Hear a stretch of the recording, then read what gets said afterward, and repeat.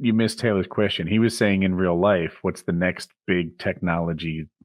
Well, I was saying you need something like that. You need to like a discovery. You did hear. You need to be like, turns out there's moon gold.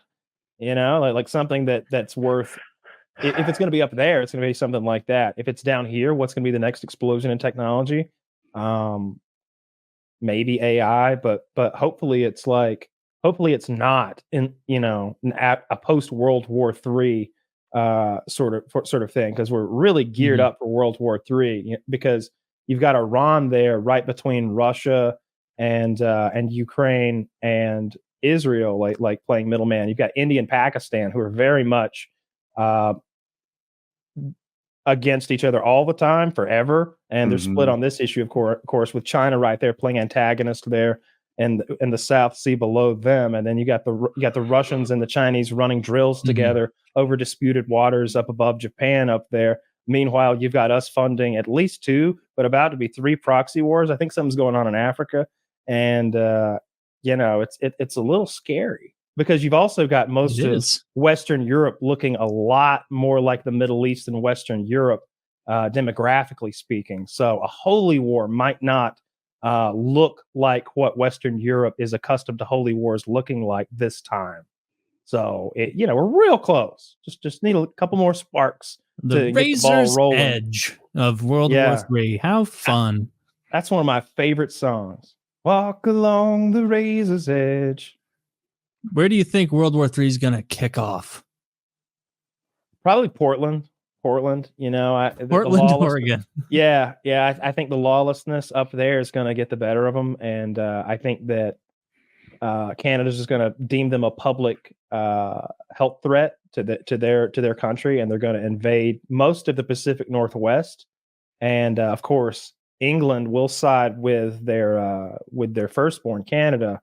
And France will as well. So you'll have basically the entire Atlantic coming after us. And lo and behold, China's on our team this side. They've had enough of those Europeans, and we're going to split. Yeah. We figure we draw a firm line right on their side of Hawaii. They get everything to the left. We get everything on the right. They attack from the west. We attack from the east. We clean them all out. I mean, if we can solidify an alliance, of all the things that have China, never happened, this is not happening the most. But if we get China on our side, war games this, Woody. we could fuck up the whole rest of the world with China on our team. Like, realistically, what happens? I think that if Vladimir Putin actually turned into a quote unquote madman and wanted to, he's like, you know what? I'm going to be in the history books one way or another, and like he already is. Struck Poland or something, like, kicked off a real NATO type response, Article 5 type. Okay, we have to launch how many missiles at how many cities type thing. Then like dominoes start falling all over the world, and Iran would quickly be like, all right, who are our enemies? Israel, this place, that place. I feel like it could kick off real quick if any of the main, I'll call it modern axis of evil players, like gets going full speed. And there's just too many conflicts right now. There's so many opportunities for it, whether it's the South China Sea with China itself, or it's Russia's ongoing war in Ukraine. That's just seems so messy, like it could do lots of harm to all sorts of neighboring countries. And there's missiles flying around. It's a miracle that, like, I don't know, one hasn't flown into Poland or Lithuania or some shit and killed 10,000 people or something crazy. Like, then there's the Middle East, obviously, which is just, that's the craziest shit I've ever seen. Is like that whole area. We got to get out of there. There's nothing. We've got to get out. We've got to get in, Taylor. There's never good news happening in the Middle East. We're in there Always right bad now. News. I would bet serious money that like American Special Forces are like already there, probably on the ground. As soon as they get any idea of where a hostage is, I bet there's Americans peeking around in the dark. Yeah, I heard Biden talking, and by the way, I didn't like what he said, but he's like, "You guys are all asking me, how are we going to get these hostages out? What are we doing?" He's like, "If I tell you what we're doing, then we can't do it." And I'm like, what, is SEAL Team 6 there? Like, you're giving me a lot of really good hints here. You know, I get it. You're taking it on the chin right now. Yeah, they are. People think that you're not getting Americans out. Shut the fuck up. That will all stop when you get them out don't. I'm sure SEAL Team 6 is like, you just made this 10 times harder. You basically told them we're on our way. How many Americans are there? 14, I think, are hostages. Well, that's the number I heard. What do I know? But yeah, it fluctuates, 14. But it's over a dozen alive Americans probably taken hostage, but it could be more. The numbers are sketchy, right? But yeah, they're definitely going to have to go in there and get them. They sent like there's like a Navy's strike group right off the coast out there with an aircraft carrier. And when they send an aircraft carrier, they send a bunch of missile boats and stuff. Yeah. Well, I don't know if it's there, but it's like on the way. It's been long enough now that I think it's there. I think if it seems like if we start sailing somewhere, we're always like 3 or 4 days from your back porch with one of our really big $5 billion boats. Yeah, I was about to say, like, well, it kind of takes about 2 weeks to cross. But then it's like, what do you think they started in like Fort Lauderdale, Virginia? Sail from Virginia, boys. Norfolk, wake up! We must go. Nah, it was like, yeah, we got to stop keeping our entire global fleet in Corpus Christi. It's a bad move. Yeah, we've got like people everywhere on the planet. It's real fun to see the map of our bases and the locations of our, potential locations of our nuclear submarines and all the strike groups and aircraft carriers and the power that we just have globally. I really enjoy it. I can't wait till we start cleaning them out. Taylor, you want to get out of the Middle East? I want in there balls deep. Not me personally, but look, I don't want to go play in the national championship game, okay? But I'm gonna be rooting the fuck out of Georgia when they get there. I don't want to take any hits. Okay, it's interesting. Do you ever run the math on like, are you safe from the draft? I feel like I've done it my whole life. Like, I'm so safe. First with felony. Smart move. Drug user. I can't pass a test. This shit shows up on drug tests. So, all right, that's a good point. What was I going to say? So when you're 18, of course, you're in the hot seat, right? You're the first person they want to draft. Yeah. But maybe when you're 16, it's even hotter because it'll take a year or two to kick off the draft, right? If the war starts today, they use the volunteer forces for a while before they start drafting. Maybe. This is just my math. If you're like 28, then it's like, all right, I'm going to draft until you're 30. It's not bad. You're certainly not frontline. You're not their first choice. By the time they get to 30-year-olds, you might be 31, 32. At 37, I feel like, you're going to be pushing 40 by the time they start drafting people. Is there a cutoff, like a hard age where they're no longer, or no? The volunteer cutoff, I think, is 35. Well, you're describing a global war where laws are going to get passed, where they're just going to say, and what do they do in Ukraine? Any man under 55, right? Like, let's go. I take your point. You identify as what now, soldier? Get in line. Yeah. Pick up a gun. You identify as private first class, asshole. Get that AK. Zach wrote something interesting. I'm an only son. You drive a truck? And my son's not above 18. So I guess he feels like his family status. Did that weigh into it in Vietnam? Yeah, that is a thing. An only son played into it in Vietnam. I remember. Or you could say that was a thing. Who knows what the rules are next time around? I didn't roll in college just to make sure.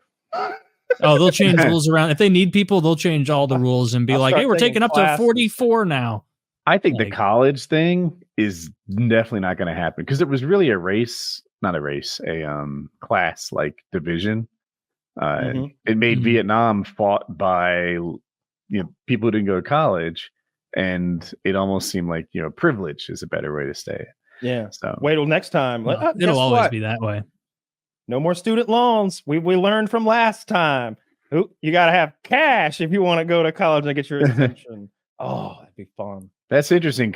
Taylor says they'll always be privilege, and I'm like, oh, they'll never do that again. They figured it out. Maybe they'll do privilege in a different way. The rich people's kids, like a senator's son, isn't going to be on the front lines. We're not. That might be a good way to like reduce likelihood of like going to wars. Is like any federal politician who like votes us into a war has to have a blood relative fighting. I don't know why we would have a draft anyway, because it seems like most of our military jobs, other than man with rifle who charges forward, requires like years of training. Like if you're going to operate a piece of real machinery that ain't a truck or a gun, it's like years to make you that guy. It seems like, especially if you're a pilot or man with a rifle tank is that man. guy too. You can get man with rifle good and ready to go in like 3 months. Like he's good to go on out there and get some work done. Like for sure. Maybe 3 months if he's already in shape. Yeah. But I thought there are other jobs that like I could do right now. Woody, 40 miles behind the front line. We need someone who drives trucks back and forth. You know, we take you from the triage to the real hospital. Drive that ambulance. I'm like, oh shit, actually I could do that. Actually, Nightwing, we've been reading your file. This right here is the X3000 paramotor. It has a top speed, if you're not going to believe this, 37 miles per hour. We're going to be sending you deep behind enemy lines, Nightwing. I know you're chomping at a bit, but please let me finish. One time, my look buddy, at him. He's taken off already. He loves the fight. I had a friend. He's sort of a different. Well, he's still my friend, but he's married and not the same situation.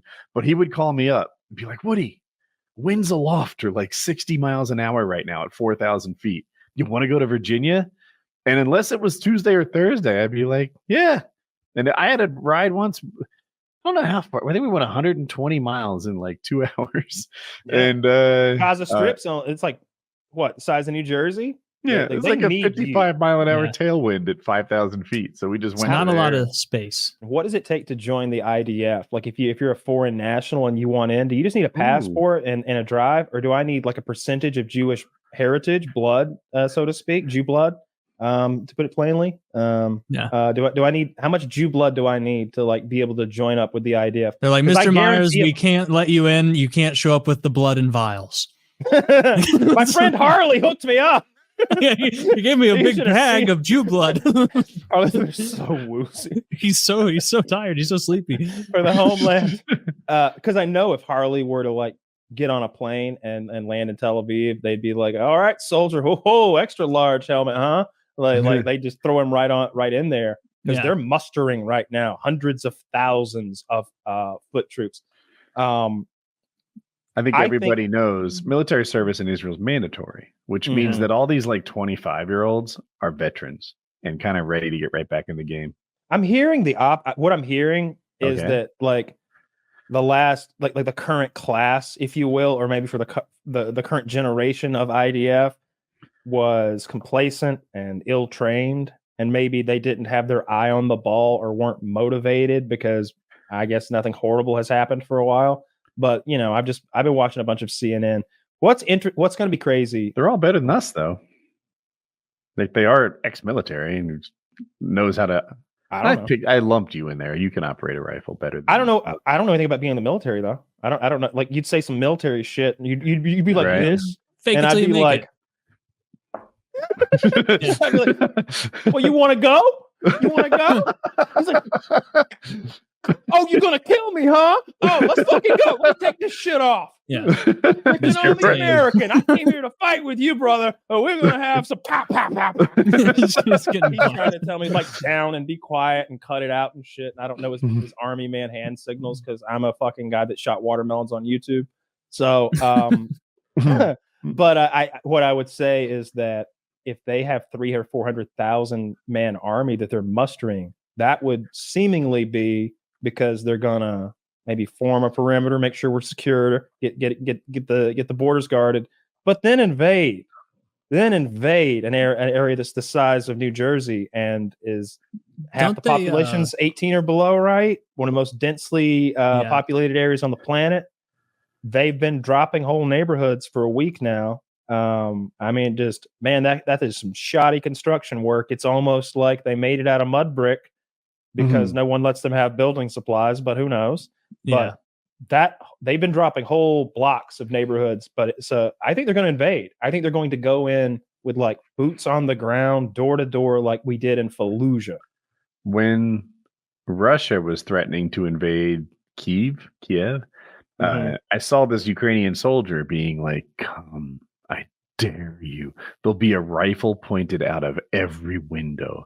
Every civilian is an information source on your location. It is not safe here. Bring it.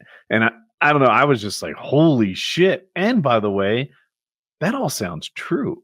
I mean, not every window, but there will be snipers. There will be all Russians are just going to get picked off in Kiev, and we'll guerrilla warfare on it. So, Kiev. Anyway, so they're going into Gaza, and my knee-jerk reaction, my first thought was like, dude, Israel's just way OP in this, right? They're going to smash these guys, and they have combined arms and the whole nine. But then it's like, it's hard to beat a motivated bunch of guerrilla warfare guys. Mm-hmm. It is, but if they're like doing like huge carpet bombing raids, and like I don't think Gaza even controls their own water supply. Oh, let me speak on that, because like you, if you control, if I want to invade your house and I control your food and your water, there could not be an easier invasion. Like, so I just wait till you're destroyed. Kyle needs. So in general, the citizens of Gaza have like an amount of water each that they have every day. It's below, like, there's some health organizations, like a human being needs exact amount of 4 liters of water a day for X, Y, and Z. They get like 2 or something. Funny math, but you get my point. And so they have these big black rain barrels on the roof of every building. If you look, you'll see them. Big barrels. They're full of water because they're storing up water because they don't have enough on tap daily. Of course, the other people do. In any case, they to be fair though, they didn't build any water infrastructure for themselves, and you know the Israelis have all the water. Luck of the draw, but the Israelis have all the water. And look, they're not selling the water. Okay, they're giving it away. So are I you would sure say they're Jewish? No, now? I'm not sure. I'm making that up. I'm not sure. They're not selling the water when they got all the water. That'd be awful. And the Israelis are good.